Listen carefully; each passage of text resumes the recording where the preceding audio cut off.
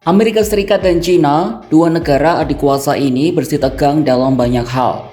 Sahabat Kompas.com mungkin sudah tahu kalau keduanya saling jotos dalam hal ekonomi lewat perang tarif yang dimulai oleh Presiden Amerika Serikat Donald Trump. Tapi persaingan Beijing-Washington tidak cuma di sektor ekonomi saja loh.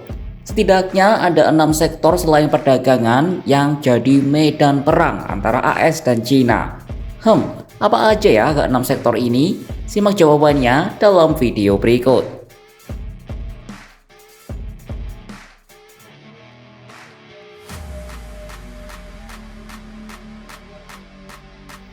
Sektor pertama adalah geografi dan demografi.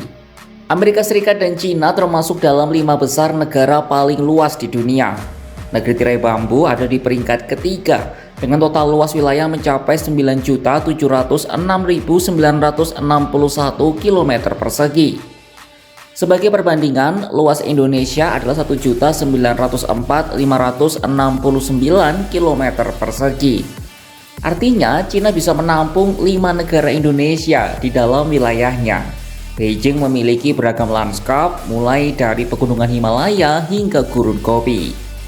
Negara ini juga kaya akan sejarah dan budaya yang berusia ribuan tahun. Salah satunya adalah tembok besar China yang menjadi daya tarik dari wisatawan.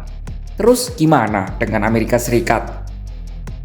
Nah, negeri Paman bertengger di peringkat keempat daftar negara terluas di dunia dengan luas wilayah mencapai 9.372.610 km persegi. Luasnya cuma beda dikit dibandingkan dengan China. Meski dikenal dengan kota-kota besar seperti New York dan Los Angeles, Amerika Serikat memiliki beragam geografi. Mulai dari pegunungan Rocky di barat hingga dataran besar di tengah dan pantai timur yang sibuk. Itu tadi adalah perbandingan secara geografi. Lalu gimana kalau demografi? Kalau soal demografi, Beijing adalah negara dengan jumlah penduduk terbanyak kedua di dunia. Berdasarkan data dari World Population Review tahun 2024, China ada di peringkat kedua di bawah India dengan total penduduk lebih dari 1,4 miliar jiwa. Amerika Serikat lagi-lagi ada di bawahnya, tapi jumlahnya lumayan jauh, hanya seperempat dari jumlah penduduk China dengan total 339 juta jiwa.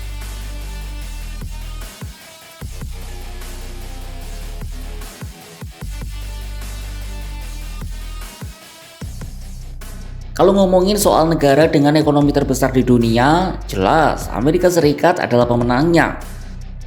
Merujuk data Dana Moneter Internasional alias IMF, produk domestik bruto AS mencapai 29 triliun dolar Amerika Serikat alias sekitar 472,82 kuadriliun rupiah per 2024. Sebagai perbandingan, PDB Indonesia cuma ada di angka 22 kuadriliun rupiah alias enggak ada 1/20-nya.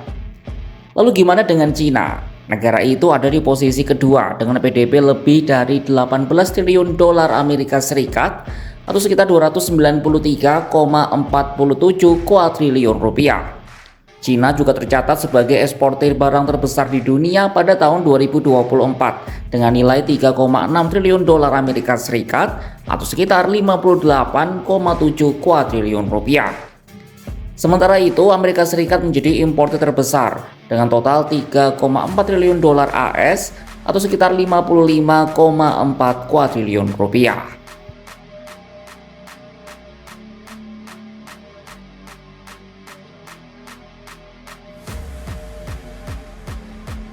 Beijing adalah negara penghasil emisi gas rumah kaca terbesar di dunia dan diikuti oleh Amerika Serikat.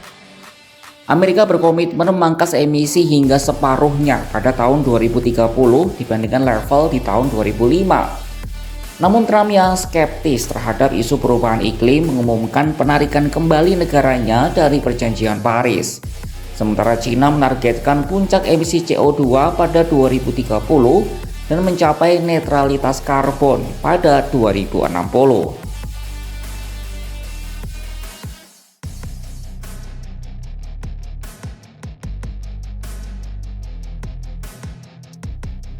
Amerika Serikat dan China sama-sama terkenal karena memiliki perusahaan teknologi kelas wahid.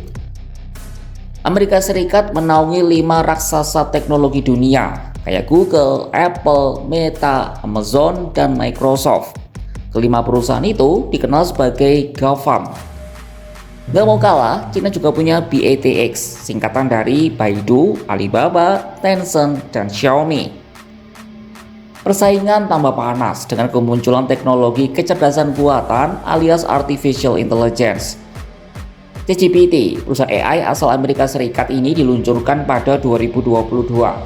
Beijing lalu buat gebrakan dengan peluncuran DeepSeek pada 2023 yang sukses mengguncang industri AI. DeepSeek mampu menyaingi produk barat dengan biaya yang jauh lebih rendah.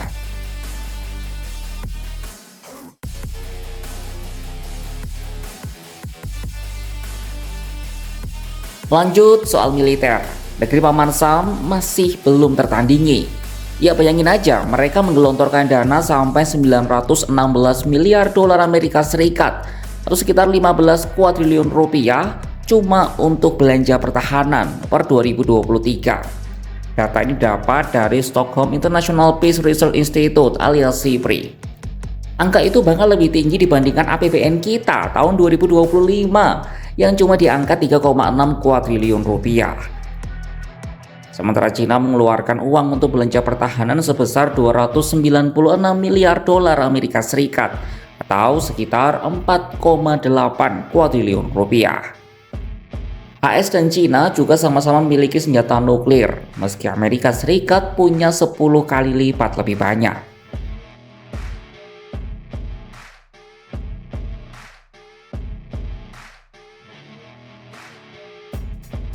Sektor persaingan terakhir ada di luar bumi, tepatnya di antariksa. Cina pernah ditolak AS untuk bergabung di Stasiun Luar Angkasa Internasional atau ISS. Alasannya adalah politik dan ancaman keamanan terkait transfer teknologi. Puncaknya, Cina mengembangkan sendiri stasiun luar angkasanya yang kemudian lahir Tianhong yang kini telah mengorbit bumi. Sejak itu, persaingan antariksa dua negara ini makin kompetitif. Baik Cina maupun AS kini sama-sama punya infrastruktur antariksa yang mumpuni. Cina mengirim taikonaut pertamanya ke luar angkasa pada tahun 2003 dan terus meningkatkan investasinya dalam program luar angkasa sejak saat itu. Pada tahun 2019, wahana Chang'e 4 menjadi yang pertama mendarat di sisi terjauh bulan. 2 tahun kemudian, mereka berhasil mendaratkan robot kecil di Mars. Negeri Tirai Bambu menargetkan misi berawak ke bulan pada tahun 2030 dan berencana membangun pangkalan di sana. Di lain sisi, program Artemis milik NASA menargetkan pendaratan kembali astronot di bulan pada 2027 sebelum melanjutkan misi ke Mars. Untuk menekan biaya, NASA bekerjasama dengan perusahaan swasta dalam pengiriman material dan teknologi ke bulan.